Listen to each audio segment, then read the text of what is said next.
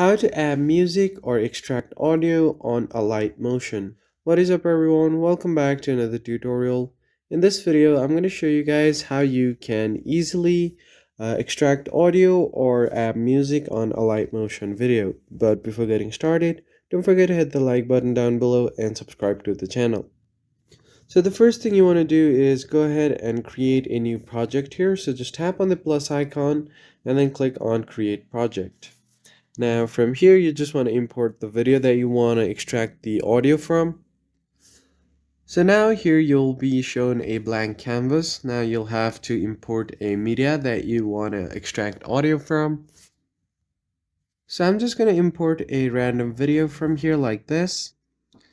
So what you need to do now is click on the video, make sure that it's selected, and then click on the top right corner. Now from here, you have an option to extract audio. So just click on this and click on allow access and allow access to everything that it's asking for. Then as you can see, you have a separate audio that has been extracted from the video. So this is the first method.